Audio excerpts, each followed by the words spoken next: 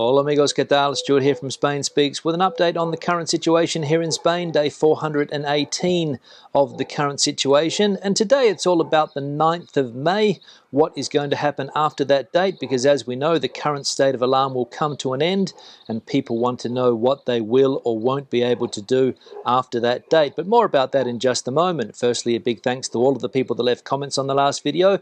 Lots of comments, lots of debate happening there as usual. Thanks to people that supported the channel by buying merchandise, and a big thanks to my patrons on Patreon for your continuing support and helping me, of course, make these videos. As you can see, back in the garden again today, fantastic weather, around 25, 26 degrees today. Not quite t-shirt weather yet, but I've got to take advantage of this weather before it starts to get too hot. Now let's get straight into the news, and as I said, the end of the state of alarm is near. The 9th of May is the date, and we are all waiting to see what we will be able to do after that date when the state of alarm comes to an end. As we can see from this headline here, end of the state of emergency, can I travel as of Sunday, May the 9th? The lifting of the state of alarm will imply in principle the end of some measures such as the night curfew and perimeter closures. However, the autonomous communities may consider maintaining certain restrictions with the approval of the High Courts of Justice in each region. So there we go, the 9th of May just around the corner, but we still don't know exactly what we are going to be able to do. As we saw there, it might mean an end to the curfews and perimeter closures that we currently have in place, but different autonomous communities are going to go to their own high courts to get approval to keep some of these measures in place. 3 autonomous communities announced yesterday that they were going to make some changes, and Catalonia, Andalusia and Castilla y Leon will not maintain the curfew when the state of alarm lapses. Catalonia, Andalusia and Castilla y Leon will not maintain the curfew when the state of alarm expires this Sunday, May the 9th, 4 days before the end of the mechanism that allows the restriction of constitutional rights to contain the coronavirus pandemic. Other autonomous communities such as Navarra, Castilla-La Mancha, the Valencian community or the Balearics do intend to limit the mobility of citizens at night. So it appears it's going to depend on where you are as to what restrictions are going to be in place. As we saw in a place like Andalusia, there's going to be no night curfew, but in the Valencian community, yes, there will be a night curfew. So again, 17 autonomous communities with 17 different sets of rules and regulations. Now, with the end of the state of alarm, there's optimism in the tourist sector, especially when it comes to domestic tourism. As we can see here, the end of the state of alarm forecasts a boom in domestic tourism. With the 9th of May marked on the calendar, Spain is looking to revive tourism as it continues to fight the coronavirus pandemic. After the closure of communities for more than half a year, the sector is beginning to glimpse the light at the end of the tunnel. Meanwhile, citizens are already booking accommodation in a season that, despite being expected to be far from the occupancy levels reached in 2019, promises to revive one of the country's economic engines. Entrepreneurs highlight the Ayuso effect, the model promoted by the community of Madrid, to make health and economy compatible. So light at the end of the tunnel finally for the tourism sector as accommodation bookings are up, given that the state of alarm is coming to an end, and also, as they mentioned there, the Ayuso effect might come into play as more autonomous communities copy the model that has been used in this particular part of Spain, where the economy has been left open and people have been able to go about their business, not forced to close down like in other parts of the country. Now, on the topic of Ms. Ayuso and her very convincing election win last Tuesday in the Madrid elections, the PSOE party, or the Socialist Party, is still trying to work out where they went wrong. As we can see here, the PSOE accepts the defeat in Madrid. We have suffered a defeat that we did not expect. The 4th of May was a bad day for the PSOE. The depth of the defeat suffered in the community of Madrid, losing 13 seats and 270,000 votes, and ceasing to be the leader of the opposition after they were overtaken by Mas Madrid, was never imagined neither in the socialist leadership nor in the government. The socialists now draw a cordon sanitaire around Madrid, arguing that these are only regional elections, but the wound bleeds. We have suffered a defeat that we did not expect. And that's the question that Pedro Sánchez and his government are asking themselves at the moment. Were the Madrid election results really that important, considering that it was only a regional election? Or is it a sign of something bigger and something that the central government should be worried about? Now, if we have a look at a graph of the election results, we can see that the PP managed to pick up 65 seats. The next most voted party was Mas Madrid with 24. The PSOE also achieved 24. Vox got 13 seats in the new parliament.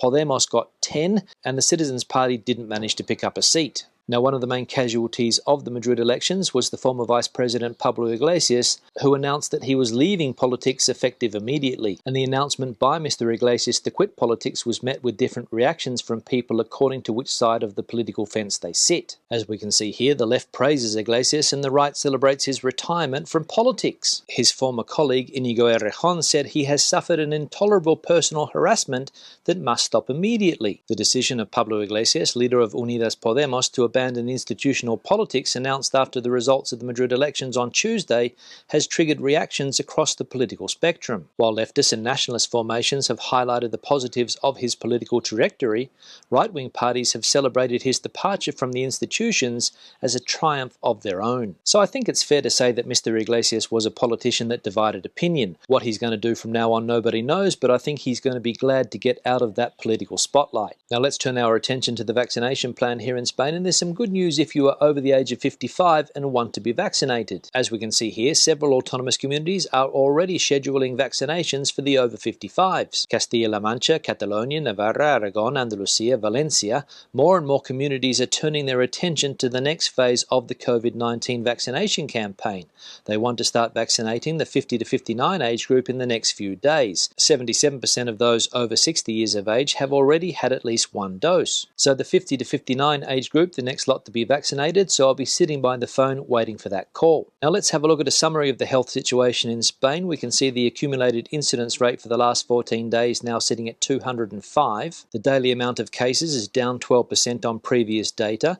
There are currently 9,132 people in hospital around the country with COVID, and there are 2,231 COVID patients in ICUs. There were 167 COVID-related deaths reported yesterday, which was down 9%. And when it comes to vaccinations, we can see that 11.4% of the population have completed their vaccinations, and 26.7% of the population have received at least one dose. Now, there was some bad news for motorists here in Spain yesterday, as it came to light that the government plans to extend tolls to all state and regional highways. The government has promised Brussels it will implement tolls on highways in 2024 for carriers and individuals, and then extend it to the rest of the roads. The government plans to implement a payment mechanism for the use of the state high-capacity network, highways and freeways, as of 2024, but opens the door to extend this toll to all high-capacity roads in the country, both national and regional, according to the Recovery, Transformation and Resilience Plan submitted by the government of Pedro Sánchez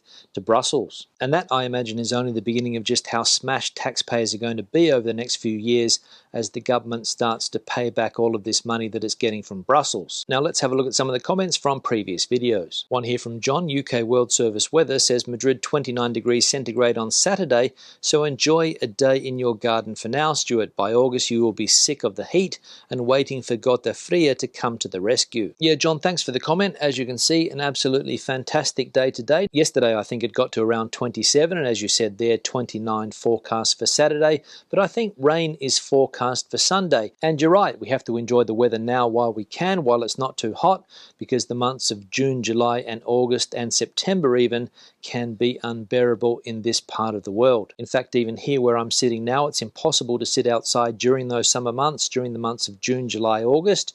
You can't come out here and enjoy the outdoor area until about 8 p.m.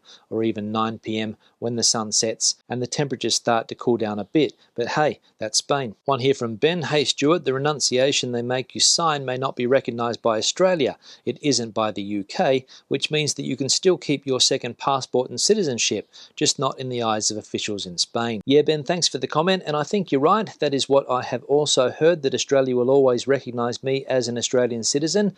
Even though I do become a citizen of this country here, Spain, I will always be an Australian according to the Australian government, and I will be able to maintain my Australian passport. However, Spain will only recognise me as Spanish, as they don't allow dual citizenship with Australia. They do with some other countries. I think they do with South American countries. I think it's quite common for people from South America to have two passports, and Spain recognises that, but for some reason, don't know what it is, they don't recognise it with others. But as I said yesterday, I have no intention of going through the process. I'm quite happy to keep living living in this country as a resident, I don't need to vote, and I don't think that becoming Spanish would be advantageous to me. But that's just my opinion. One here from Ivan: enjoy the highways while you can, LOL. Yeah, Ivan, thanks for the comment, and I will enjoy the highways while they are free. Of course, as we just saw, the government is planning in 2024 to put a toll on basically every road around the country, national highways, regional highways, so that is not good news for motorists. And I imagine that here in Spain there are going to be a lot of people not happy with that idea. A lot of people don't like to pay tolls on roads. They prefer to use free roads. They think they pay enough taxes already, especially fuel taxes and other taxes that help pay for the roads. And I imagine there's going to be a fairly big backlash from motorists here in Spain, so we'll see if this one goes ahead or not. Time will tell. One here from Ylva: it's funny that I noticed your speech is just a little slower when you make a video in the car whilst driving.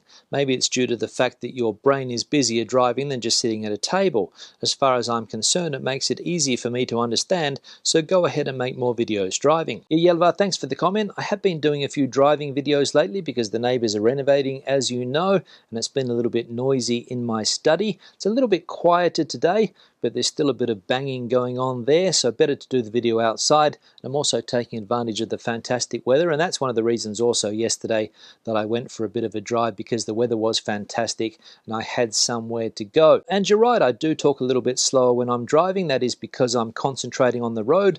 The roads here can be quite busy, so you need to pay attention. It's just like having a conversation basically with somebody in the passenger seat. That's the way I look at it. I put a camera on the dashboard, have a conversation with you guys, the viewers, in the same way that I would with somebody who was sitting next to me in the passenger seat. And I like doing it. I think it's a good way to have a relaxed conversation, get a few things off my chest. You might notice that the content of the videos is a little bit different as well, because I find it easier and more relaxing to talk when I'm driving rather than to the camera directly, which is what I'm doing now, which can be quite difficult because I'm talking to something that's sitting on the table here and I'm getting nothing back from it. So I do like to do those driving videos, and I'm glad that you guys like them as well. One here from Iggy Stewart: it took you long enough to get to the major news story of the day, and you only spent a few minutes talking about it. I'm guessing you weren't crazy about the result. Cheer up and have some jamon. Iggy, thanks for the comment, and you're right, I didn't spend too much time on the Madrid election results yesterday, but it wasn't because I wasn't happy about who won those elections. To be honest, I don't really care who won the elections or who lost the elections. As you know, I can't vote, so I don't really participate much in the system. I consider myself to be apolitical. I don't really have a strong political sentiment, not like some people that I know who are either very right or very left when it comes to politics. I prefer to sit in the centre and try to work out where the right-wing parties and the left-wing parties are coming from. And when it comes to the Madrid community, there weren't really many surprises there, considering that I have been living here for nearly 21 years, or maybe 22 years now, and the Partido Popular has been in power in the Madrid community for that entire time. So as I said, not a lot of surprises there. And finally, one here from Nano: do they only ask for A2 or B1 to get citizenship? Very basic level, not an independent user to work in Spanish. For most jobs in big companies in Spain, they ask for a C1 English level when English is required. Yeah, Nano, thanks for the comment. And as far as I know, an A2 level is all you need to pass that citizenship test, or a pre-intermediate level in old terms. And you're right, it's not a very high level. I suppose the idea is that they want you to know the basics to be able to have a basic conversation. But of course, if you want to work in the Spanish market here, you're going to have a better level of Spanish, of course, according to what you do. If you want to work in a company here in Spain, you would most likely have to be fully fluent. But if you want to work in the countryside picking olives, an A2 level would probably suffice. And the other part of the test, which is about Spanish culture and traditions, is not all that difficult either. So I imagine that most people don't have any issues when it comes to passing these tests and obtaining their Spanish citizenship. On that note, I'll wrap the video up. Questions and comments, please leave them in the section below. Debate the situation out as you normally do. Give the video a thumbs up if you liked it, thumbs down if you didn't. I'll see you in the next one. Hasta luego.